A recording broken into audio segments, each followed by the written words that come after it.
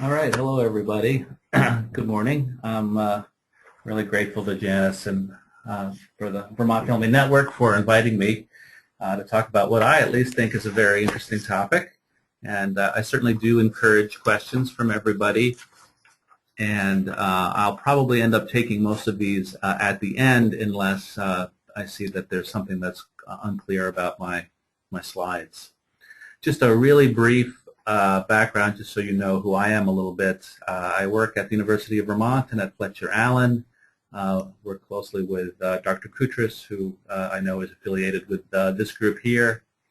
I run our child psychiatry outpatient clinic, as well as our training program. It's a new training program to train child psychiatrists right here in Vermont, and hopefully have some of them stay here. I also do some research in the area that this talk is about.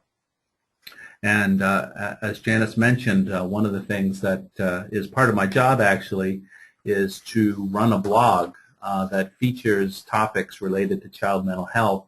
It's geared towards the primary care community. However, I think by far most of the entries are readily accessible and relevant to parents. So I really encourage you to check that out. And if you're interested in getting regular notices about new postings, you can send me an email and ask to be on the subscriber list.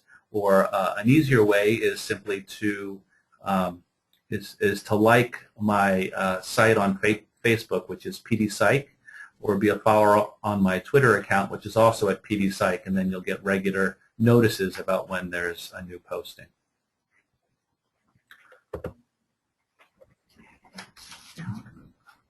Let's see, maybe I have to push down to get to the next one.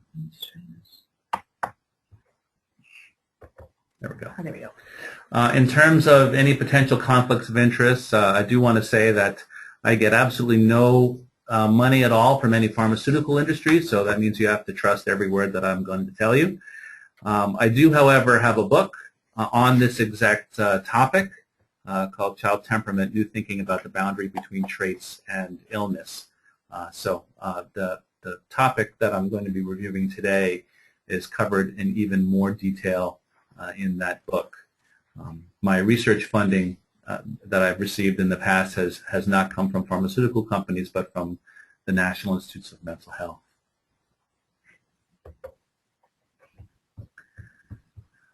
Let me get to the next.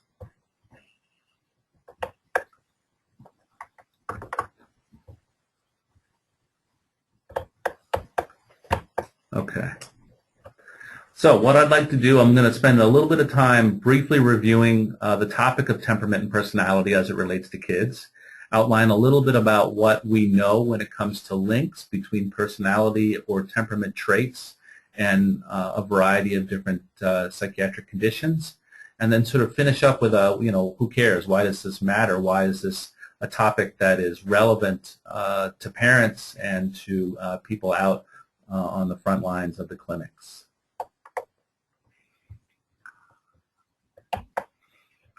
This is the only pharmaceutically related slide I have in there. This was a commercial that was done for a very popular antidepressant, and I removed that. But I think this gets to the issue that we're going to talk about today, which is, asking the question, is she just shy or is it social anxiety disorder? And I want to call your attention to the word just, because I think in the field of mental health, the word just can be one of the most diabolical words that we have, and I want to explain why that word can be very misleading in some ways. What we'll be talking about today is basically looking at these boundaries of psychopathology. You may have had talks in the past, or certainly there's a lot of attention focused right now on differentiating one psychiatric disorder from another. So, for instance, when is it oppositional defiant disorder and when is it bipolar disorder? That's not the focus that we're going to talk about today. What I'm going to focus more is what I call the vertical boundaries between what's considered a temperament or a personality trait and what's then considered a full-fledged psychiatric disorder, looking at more of the vertical boundaries.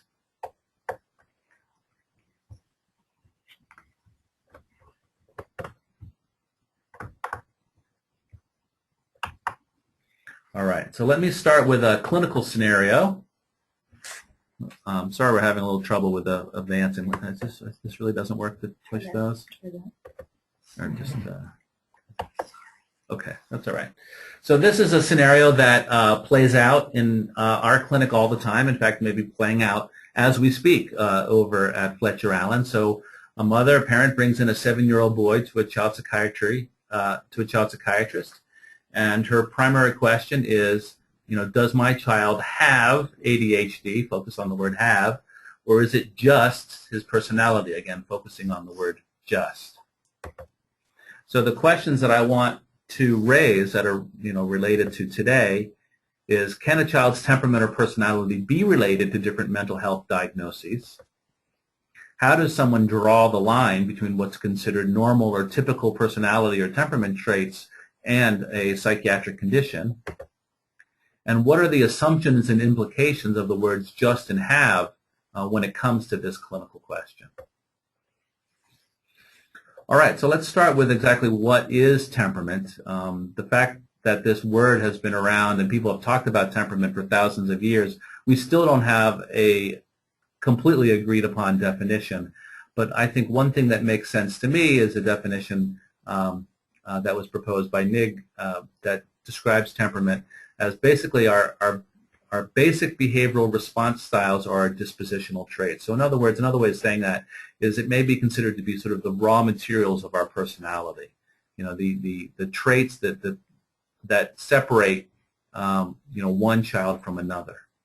And to qualify for a temperament trait, generally people agree that these have to be things that appear early. So these are traits that, if you're parents, you probably have recognized the early temperament traits as early as infancy, that they're at least moderately stable, certainly not destiny, but that there's some stability over time, and that they have at least a moderate amount of genetic influence. Now, why the pictures? The dog reminds me to say that we all know what temperament is. If we think about dogs, different breeds, and how they're different from each other, that essentially is temperament. That's not to say that there aren't really sweet pit bulls or really aggressive Labrador retrievers, but in general, dogs differ a little bit about how they tend to behave, and that is what we're talking about when it comes to temperament. If any of you are musical, another analogy that I like quite a bit is if you think of a person's life as a symphony, then temperament is the key that music is in. And while the key says nothing about how it doesn't dictate how that symphony is going to sound. If you have a musical ear, you can hear the key. You can hear the difference between a piece of music that's in G major versus A minor. And that, to me, is another way of understanding what temperament is. For those of you who have a psychology background, the idea of child temperament relates very directly to two people, Thomas and Chess, and they are considered sort of the founders of at least modern temperament theory, and they're taught in all kinds of psychology courses. And I'll get into their history a little bit more, but essentially they proposed back, I think in the 60s, that young kids differed in these 9 different traits. These were sort of the 9 core dimensions of temperament. And you can see that if you're asking the question about the boundaries between temperament and psychiatric disorders, you can see why we're in trouble right from the start. Because if you have a trait that's called activity level and you have a disorder called attention deficit hyperactivity disorder, those sound pretty close. If you have a trait called mood and you have a disorder called depression, then again, right from the way that these things are defined, there's the high likelihood that we're going to have to deal with this overlap. Another thing that Thomas and Chess are well known for is that they made the point of saying that these traits are not good or bad, but what made them either work or not work so well later in life was how well these traits tended to fit with their particular environment. So how well someone with high activity levels fit with the parents' activity levels or with the school's level of tolerance for different activity levels. And this became sort of their central premise of the goodness of fit between the child's temperament and their environment. And we'll get back to that concept as well. Now, a lot of people sort of think the world of temperament ended with Thomas and Chess, and really nothing could be further from the truth. There has been tremendous amount of research in both temperament and personality since then, and this slide goes over what other people have considered to be sort of the core dimensions of temperament and personality. And you can see that there's been some modification since the framework that Thomas and Chess proposed over 40 years ago. And I'm not going to go into the details of all of these. One of the things that makes things confusing for people who research this is that people stake out careers on building their own framework and developing instruments to test their frameworks. And the problem is you have a lot of prominent scientists who each have slightly different schemes, and so it's not always clear exactly where one person's dimension ends and another person's begins. In other words, I'll direct your attention to the bottom right. Most people agree of at least 3 core temperament dimensions. Mary Rothbart in Oregon has called one dimension negative affectivity, which generally describes a tendency to experience negative emotions. So how quickly can a kid get riled up? How quickly will they be brought to feel fear or anger? Other people have called that same trait neuroticism, or a trait similar to it, neuroticism, or harm avoidance, or behavioral inhibition. And one of the complexities of our field is that these are partially but not completely overlapping terms. Another dimension that most people agree upon is what Rothbard calls extroversion or surgency. So this describes a tendency to enjoy a lot of stimulus, to enjoy a lot of people around you, to be sort of higher in terms of activity level, and to have to feel positive emotions more quickly than others. So people high in this trait, tend to be pretty enthusiastic and excitable, enjoy being the center of attention, like a lot of things going on around them. Other people have called, in addition to extroversion, there is something called novelty seeking, which gets at a piece of that as well. And then finally, another dimension that gets brought up quite a bit is what Rothbard calls effortful control. This basically is a regulatory dimension. This is basically the ability to kind of control someone's thoughts and feelings and behavior, especially when it's time to do so, and it's time to sort of put those feelings aside towards a common goal. And that's, when it comes to psychiatric conditions, that's one of the core dimensions that we'll talk about. Other people have called that something like persistence. So I know it's confusing. I'll try to remind people about the different definitions as we go through some of the research that gets at how these different dimensions are related to different disorders. Now, I had mentioned before that these different dimensions are not considered to be bad or good all by themselves.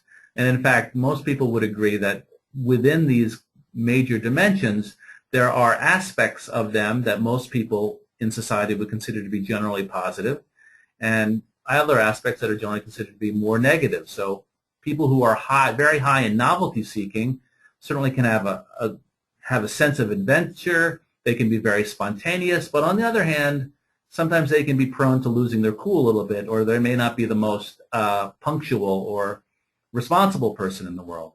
People who are high in harm avoidance or negative affectivity can be very sensitive to others, can show good degrees of caution, but on the other hand can sometimes be prone to be less assertive and be more worried.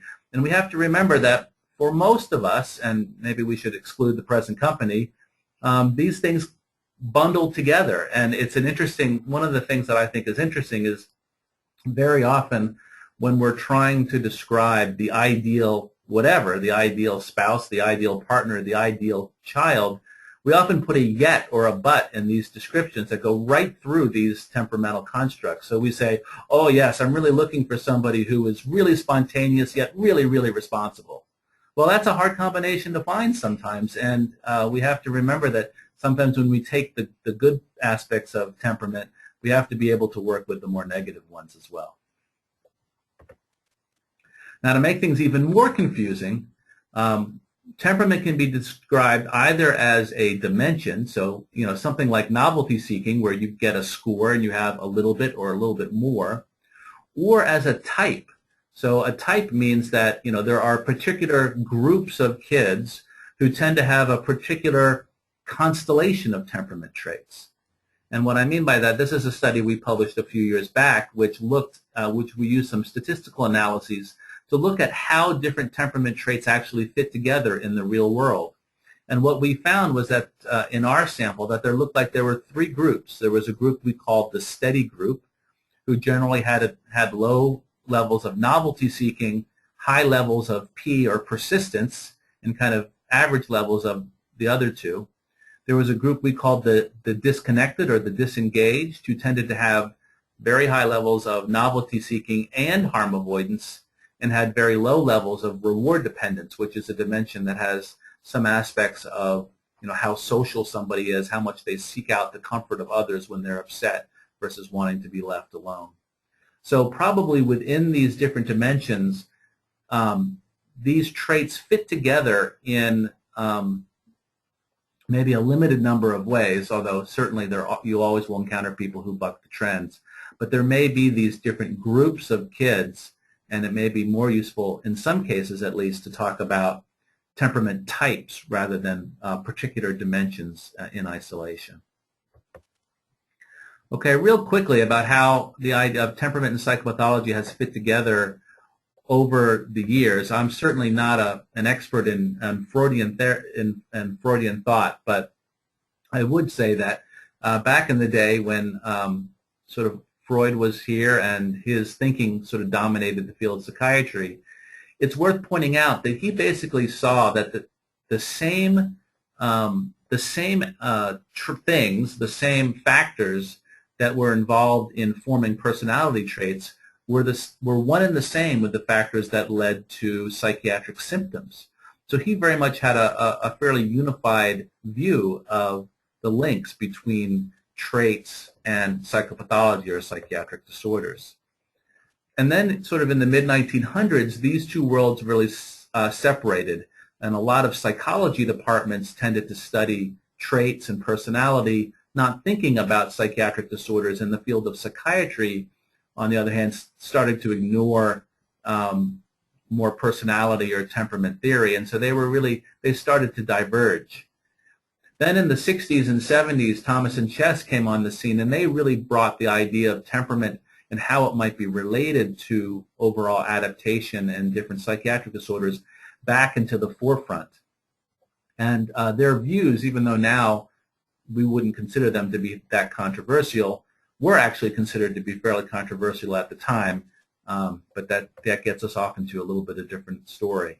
And then, again, in the 80s and the 90s, what happened is that psychiatry really became very medicalized, maybe in part because of all the new medicines that were starting to come on the scene that were able to treat different conditions. And so once again, psychiatric disorders was seen as something very different and very distinct from temperament. So depression wasn't something that happened to people who were often unhappy. It was something that would just descend out of the blue, kind of like the flu or a heart attack, and really had nothing to do with somebody's sort of core temperament or personality. Now the research is telling us a little bit more that maybe that is an oversimplification, and that there may be at least some instances where temperament and personality really are quite linked to different psychiatric conditions. And that's where we are now, and I would venture to say even that that's not even a debatable construct so much anymore. Now people are really wanting to know how temperament and personality are linked to psychopathology rather than if. And that's where we'll devote the rest of our talk. Okay. So now let's turn our attention to how we understand and conceptualize different types of psychiatric symptoms. So, it would be really easy that if we were to sort of take a group of kids and we would measure their attention span or their activity level, that we would find, one distinct group who have what everyone would consider to be normal levels of attention, and then way out at the end at the tail of that distribution is another cluster of people who very clearly are different from that first group, and we can say, aha, they're the ones who have the ADHD. They're really different. They really stand out. Unfortunately, when you look at it, it's not nearly so straightforward. And if you measure something like attention problems and you define it as a problem, what you see, now if I do this, will people be able to see? What you see here is a really big group with kind of no problems, and then this tail that goes off for higher levels of problems. Even more interesting to me is that if you just sort of define activity level or attention span and measure that in a big group of people, you get this classic bell-shaped curve. So activity level, looks like height or intelligence or blood pressure, where you have a big group in the middle and then tails going off at both ends. And this isn't just true for attention. This has actually been shown to exist for lots of things, including anxiety level, even for things that sound very medicalized, like autistic traits also exist very much on this normal distribution. So if it looks like this makes everybody's job a little bit tougher, because if this is activity level, where's the line for ADHD? Where is the natural boundary between the trait of activity and the disorder of hyperactivity? Just by measuring the behavior, we're not given very good guidance on where we should sort of set that speed limit, sort of what I call it. And so looking at a distribution this way, using a diagnosis, labeling a child with ADHD is a bit like labeling a child as being tall. And it's not always clear where those natural limits lie.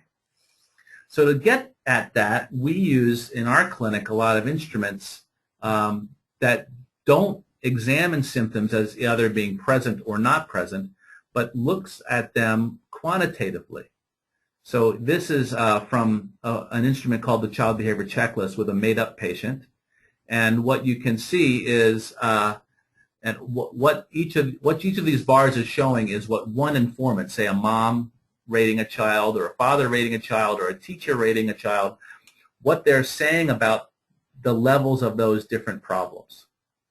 And the nice thing about this instrument is that it's normed. It was given to thousands and thousands of people, and it's normed by age and by sex, and so we know basically what we would expect the level of anxiety and depressive symptoms to be for an 8-year-old boy, and we compare the number that we get for the person we're evaluating to a bunch of other 8-year-old boys. And these lines that you're seeing here, correspond, this top line here is the 97th percentile. The line right below it is the 93rd percentile. So when we're evaluating a child, we see that in this case, here's the mom, and she's rating this child as basically being in the 99th percentile of having anxiety and depressive symptoms, whereas the dad is seeing something a little bit different. But the point of this graph is that we're approaching this from a quantitative standpoint. We're not sort of saying it's either present or it's not present. It exists at a measurable level. That level changes across development, right? We wouldn't want to compare the normal attention span of a 5-year-old boy to a 17-year-old girl, and we have to take that into account when we're trying to make that call of what is beyond what we would expect, which is the question that we're all of us getting back to that initial question. That's what we're being asked to evaluate. So when you look at different temperament or personality traits and you want to know whether those levels of those traits are high or low in different disorders, you get a summary graph. This is something I took from the book, but I think it sort of puts a lot of data in one point. So the dark red means that there's more of that trait in that different condition. Lighter red means a little less strong but a positive correlation. Blue means it works in the other direction. So for example, here in ADHD, kids who have the combined, the hyperactive version of ADHD, tend to have very high levels of extroversion, tend to have fairly high levels of social ability, and tend to have relatively low levels of effortful control, or that regulatory dimension. And what you can see if you look at this overall is that this dimension over here, this effortful control dimension, looks like it tends to be fairly low no matter which condition you're considering. In almost all these conditions, it looks pretty low. It looks pretty blue.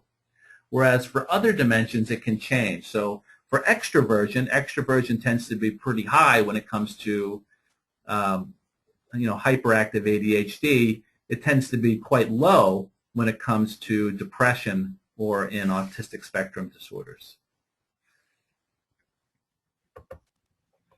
So the question then is, all right, so if you accept my premise that personality or temperament traits are linked to all the different conditions that we work with, then what do we do? Do we just sort of set some kind of cutoff and sort of say beyond this point you have a disease? I mean, we do that in other areas of medicine, right? We all have a blood pressure, but the powers of be have decided that once you go beyond a blood pressure of 140/90, you now have the condition of hypertension. Or is there other ways to help us separate between a trait and an illness? And the way I was taught, there is. And it could be described simply in one word, which is impairment, which is that something could be considered to be a disorder if it is impairing somebody's life, if it's getting in the way, and it's more of a regular trait if it's not. Right? That's very simple, and that was sort of the way I was taught. The problem is it doesn't quite work, and the reason it doesn't quite work is that when you actually look at impairment, it itself is a dimensional construct. In other words, people who are extremely depressed have quite a bit of impairment. People who are not depressed at all maybe have no impairment, but there's all these other levels in between. So people who are slightly depressed have a little bit of impairment. People who are slightly less depressed have a little bit less. So this benchmark of impairment doesn't quite hold water because it itself is a dimensional construct. And when it comes to kids, the question is, well, impairing to whom? Most of the kids that I see with ADHD have no problems with their level of activity. It's either the parents or the teachers that are saying, well, we'd like you to be a little more settled so you're not running around the classroom all day. The kid is fine with that. So then the question often is impairing to whom? The other benchmark that we were often taught was that that temperament or personality is your usual state, and psychiatric conditions are a change from your usual state. Now, in some cases that can work. There are people who have very cyclic depressions who are not depressed at all, and then all of a sudden there's something that really is different, and everybody says, hey, you're really different right now. But in other places, that's not so much. That's not true at all. And ADHD, again, is a very classic example of the fact that ADHD is not particularly cyclic, and kids who struggle with hyperactivity and attention are that way a lot of the times. And it also doesn't give credence to the idea that temperament and traits actually can change as well. So if a child has a certain temperament at time 1, they may be a little bit like this later on, but there's a very good possibility that they're not going to stay the same temperament over time. So even temperament in some degrees is not the usual state because it can develop like a lot of other things. So this leaves us to the question of, so exactly then how is a temperament trait related to a psychiatric condition? And there's been a bunch of models that have been proposed. Some people have said, you know what, you're right. These things are so closely linked that we should stop even thinking about these as separate concepts. Maybe we really need to think about a true spectrum. And really maybe perhaps all ADHD are people who are at the high ends of this activity level dimension. So that's one view. Another view is what people call the risk model, which is that temperament is not the same thing as a disorder, but it's a risk factor for a disorder. So the temperamental trait of shyness, for instance, might be a risk factor for a full-blown anxiety disorder, but it's not the same thing.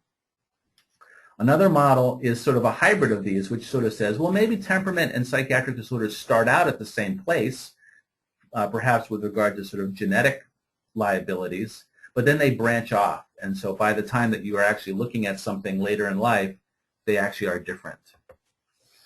Another model is called the pathoplastic model, which basically says that the two constructs are mutually influence each other. So temperament is different from a psychiatric disorder, but they change each other. Disorders can change personality, and personality can influence disorders. And finally, the last model that you might hear about is called the SCAR model, which is basically saying that it's the disorder that's driving the temperamental trait or the personality trait, not the other way around. And probably the place that we see this the most is in Alzheimer's disease. So for example, it's well known that the plaques and tangles that eventually develop into Alzheimer's disease, very early in the disease progression, there can be personality changes. Nobody says that the personality changes are causing the Alzheimer's disease. It's that the early manifestations of the pathology are driving the personality. So people like me and many others are now looking at this and trying to understand how this all fits together. This was a study we published about 5 years ago that kind of tested the spectrum model between the temperament trait of harm avoidance, which is kind of like negative affectivity or neuroticism. It's generally, how quickly a child experiences anxiety and other negative emotions. And this psychiatric condition called generalized anxiety disorder, or GAD. When we looked at the definition of harm avoidance and we looked at the definition of GAD, we said, it kind of sounds like GAD is just harm avoidance turned way up. So maybe this is a place where a spectrum model might work. So we looked at that and we measured a bunch of kids and we looked at their harm avoidance level and we looked at whether or not they met criteria for GAD. And you can ignore the graph on the right. But essentially, if the spectrum model really worked, what would happen is this graph would turn green at some cutoff. So, GAD. Yeah, what does it mean? Generalized anxiety disorder. I'm sorry, generalized anxiety disorder. So, so what you found is that no, the graph doesn't turn green at one point. So there are some kids who have very high harm avoidance scores who don't meet criteria for GAD. And there's kids who meet criteria for GAD who do not have very high harm avoidance scores. So what might be going on? What's making this different? Well, it may be back related to sort of more complex thinking about temperament or personality. This is this cube.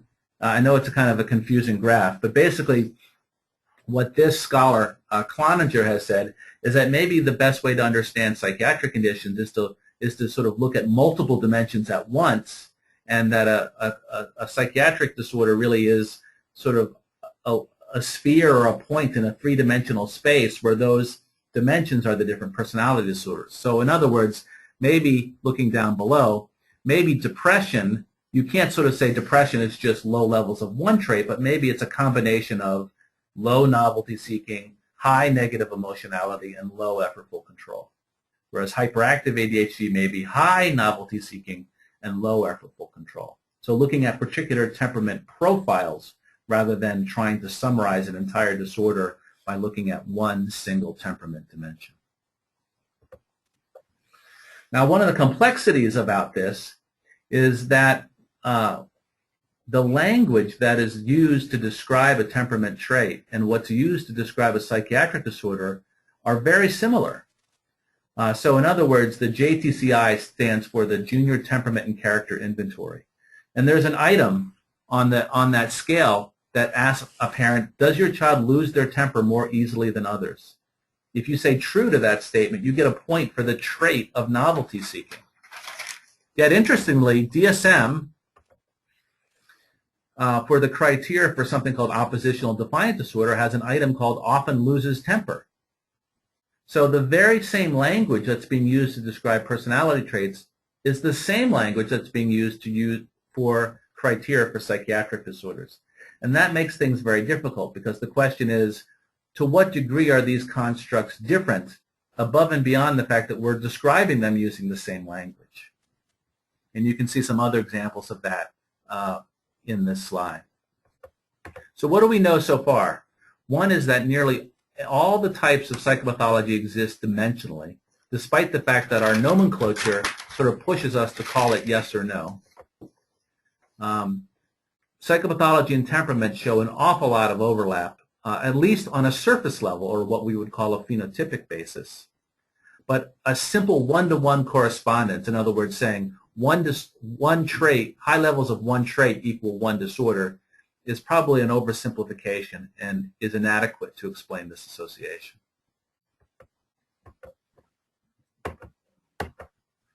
So the next question then, and this is something that we're now spending our time with, is let's get beyond the surface level. And now let's ask the question of whether or not the neurobiology that underlies a personality or temperament trait is shared with the neurobiology of the psychiatric disorders. So in other words, is the brain doing the same thing when it comes to traits and disorders, or is there actually something unique that's going on in the brain when it comes to kids who actually meet criteria for a psychiatric disorder? And this is a question that we're still trying to answer, and we don't really know the answer to this yet.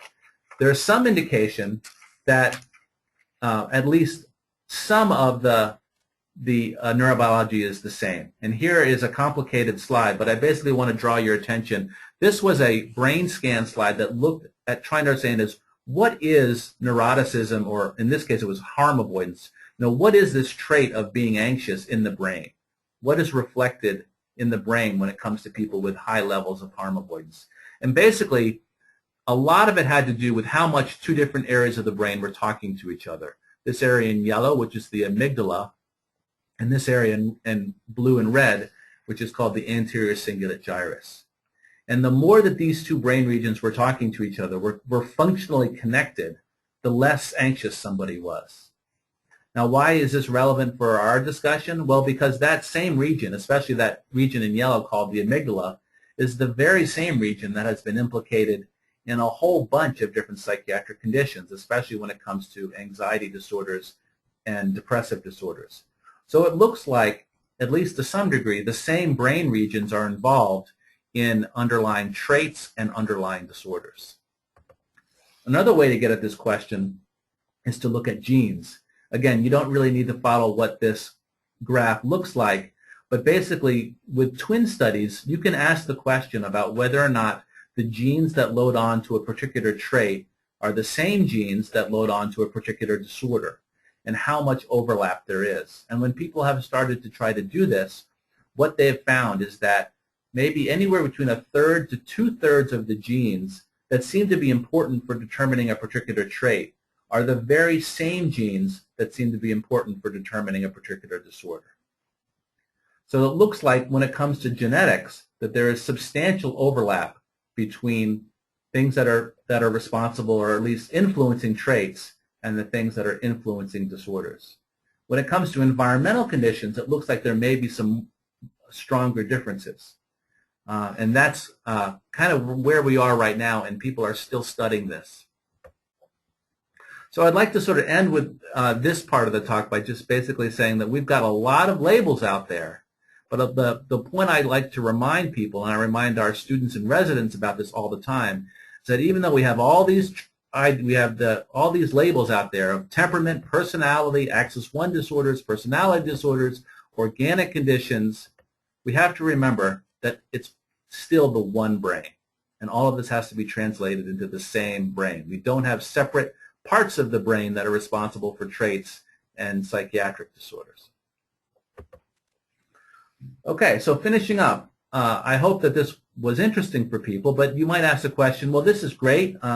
I can see why scientists are interested in this, but really, who cares? I mean, how does this affect parents? How does this affect clinicians? And I would argue that it affects things quite a bit, and in 3 particular ways, to be specific. It really gets at fundamentally how we conceptualize what a psychiatric condition is. It sort of pushes us to think about the whole spectrum of traits of wellness in addition to illness. And it also pushes us to be fully bringing in the entire environment and the entire family into the assessment and treatment. So let me go into that a little bit more detail. So if different things like ADHD is not a have. It's not so much of a you have this disease, but more of a child possessing higher or lower levels, and everybody possessing at some level of certain traits. To me, that is potentially a less stigmatizing way of viewing that. So it's one thing to say to a child, you have ADHD. It's another thing to say, you know, everybody's got an activity level. Yours tends to be a little bit higher than others, and it can move over time. So rather than sort of saying you have a disease and we're going to try to cure it, we talk about traits that everybody has, and our job is to maybe try to move people up and down that spectrum a little bit. To me, that's a much more, well, it fits with our science a little bit better, and I think for a kid it's a little easier to hear and makes them feel a little less different from that kind of perspective. Secondly, we talked about temperament and how important it is in terms of fit, so that you know, certain traits may work really well in some places but not so well in others. So if we're going to really tackle that head on, we need to assess not just the characteristics of the child, but the characteristics of the entire environment. And so that means maybe looking at things like the parent's temperament, or the qualities of the school environment, or what's going on in a kid's life in terms of you know, what they're doing in terms of aspects of the home life.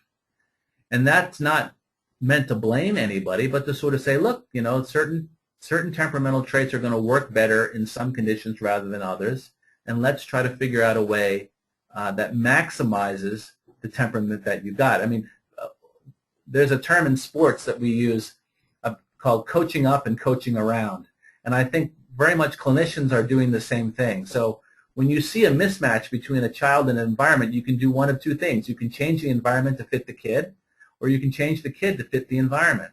And in many cases, you need to do a little tweaking of both to sort of optimally help a child adapt to a certain situation.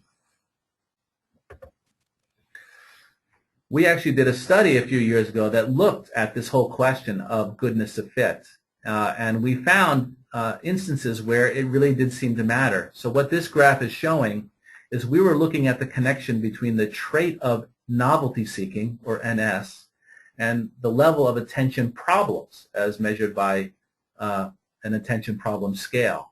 And what we found that if a child had low levels of novelty seeking, they tended to have low levels of attention problems, and it didn't matter what the trait of the mom was like. If the mom was high novelty seeking or low novelty seeking, it didn't matter. The child generally had low levels of attention problems. If the child, however, had high levels of novelty seeking, the mom's temperament mattered quite a bit. So if you had a high novelty seeking child with a low novelty seeking mother, there weren't particularly high levels of attention problems. However, when you put together a high novelty seeking child with a high novelty seeking mom, that's where we started to see the high attention problems. And maybe that was a reflection of an environment at home which just maybe had a little less structure to it, or just it was a little bit more distractible, and maybe this was something that we wanted to address when we were looking at why, you know, the novelty-seeking traits in a child was not working for this kid in this particular family. And then finally, one of the things that we're really trying to promote here at the University of Vermont is to make sure that we see our field, the field of psychiatry, and as really being about wellness, not just illness. We use the term mental health all the time, but I'm sorry to say that, at least in our own field, we're often thinking much more about illness and not wellness, and we should be thinking much more about health promotion and wellness in our evaluations, and not just the problems and the symptoms. And if you think about psychiatric conditions from a temperamental perspective, it's very clear why we need to do that. And so on our evaluations, we try to measure wellness in addition to illness. So we look at things like nutritional status and sleep habits and relationships, and whether the kid is involved in giving back to other people, whether on sports teams, whether they have regular exercise, whether they're playing 6 hours of video games a day. All of those things we think are important because we're conceptualizing these different problems as lying on a spectrum, and all these factors relate to that dimension.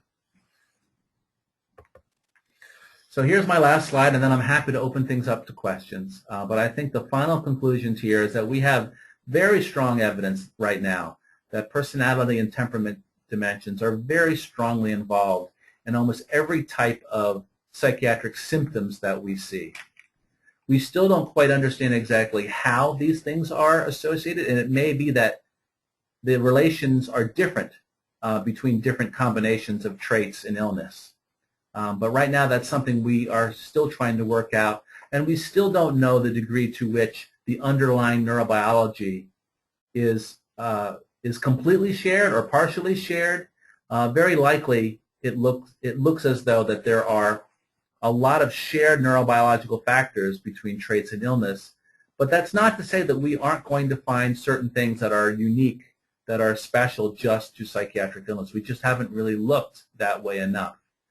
And finally, I think, and most important when it comes to implications, is that really a full appreciation of this temperament or personality-based perspective really is more than just an academic exercise, and really has quite a profound implication on the way we conceptualize psychopathology and how we address it in the families that we work with. So thank you very much. I will now open it up to questions, and it looks like I have some questions here already that I can start with while people are thinking about their different ones. What I just need to find are my glasses so I can read them a little bit better.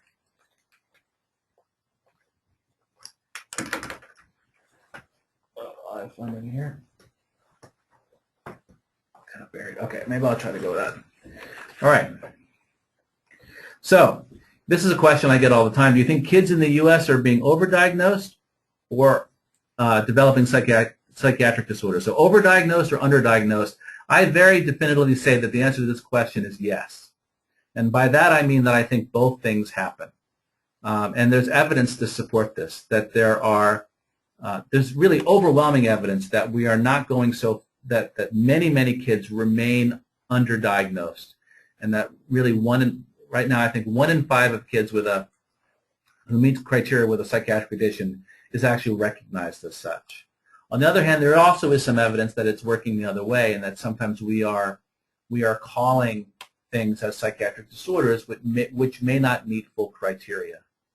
So I think both of those things are happening.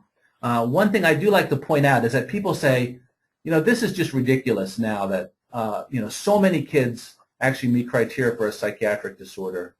How could it be that such a large percentage have it? Well, I would say, think about your own child's life, and if I ask the question, how many kids between the ages of 0 or 18 will be diagnosed with a pulmonary condition?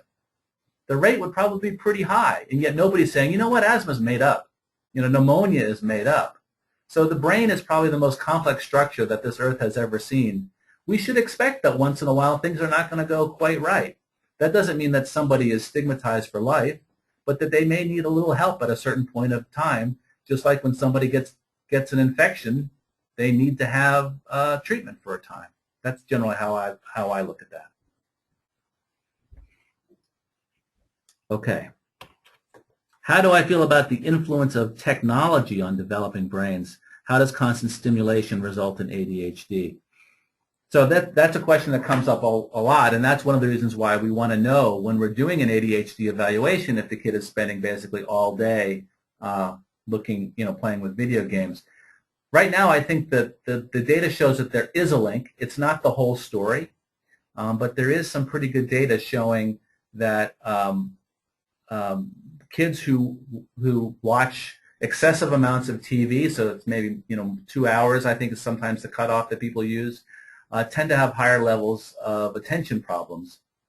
Although I would say that there is a bit of a chicken or the egg problem that we haven't totally worked out. It also looks as though kids who are prone to having attention problems are certainly more sucked into all the bells and whistles and lights and stimulation that accompany video games. So there may be a little bit of a cause and effect thing that we haven't worked out, but we do counsel families to try to limit that. The other reason is because if they're playing video games all day, what are they not doing? So they're not reading, they're not running around, and so when you see a kid who is not moving all day and then has a sleep problem, does it make more sense to try to get them to run around or prescribe a sleeping pill? We often try to get them to run around first before we get into the sleeping pill area.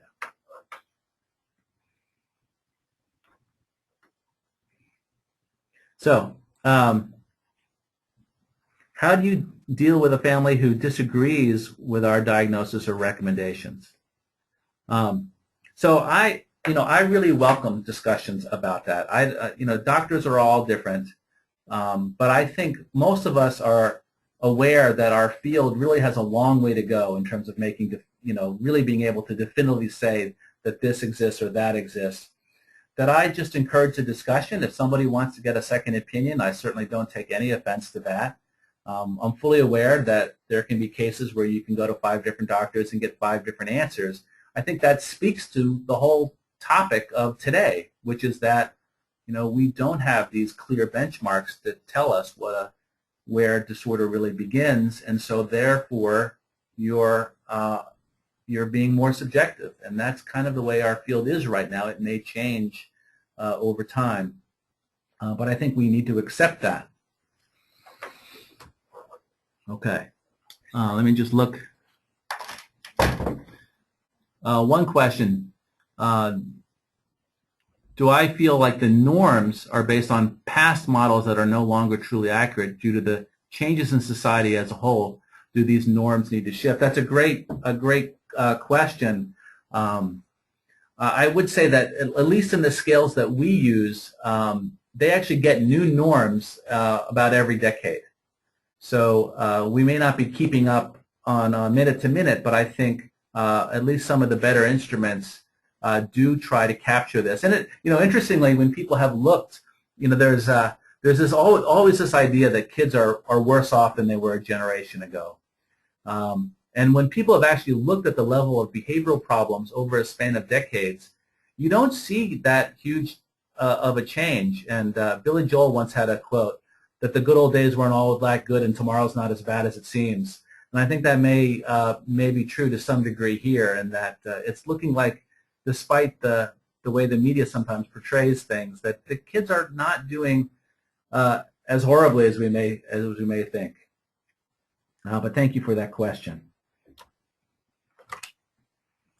So one question on a slightly different topic but important: are there pharmaceutical breakthroughs on the horizon, medications that may help with children on the autism spectrum? I'm very hopeful that there is. One of my critiques of the pharmaceutical industry right now is that there seem to be a little bit less interested in coming up with new medicines that work in new ways, and more interested in working on sort of the old medicines but kind of repackaged so that they last longer or are slightly different. I'm hoping that this will change, and while I can't sort of say, here is the drug on the horizon I think is going to make a huge difference, I am hopeful that there are going to be some really good agents that will help kids with autism and schizophrenia and lots of other things. Okay, 1 or 2 more questions, and I think we're probably out of time. What does science tell us about the long-term use of psychiatric medicines on children? Well, unfortunately, in a very systematic way, not much. And part of that is a practical consideration. It's really, really hard to follow kids for 50 years in a research study. So I certainly would be very welcoming of longer-term data. On the other hand, now, a lot of these medicines have been with us now for decades. ADHD medicines have been with us for about 70 years now. Antidepressants have been with us for 30 or 40 years. And so I think we can take some comfort in that things have not sort of arisen that are particularly scary. However, I don't know if that's good enough, and I would love to see more specific data that help us on that.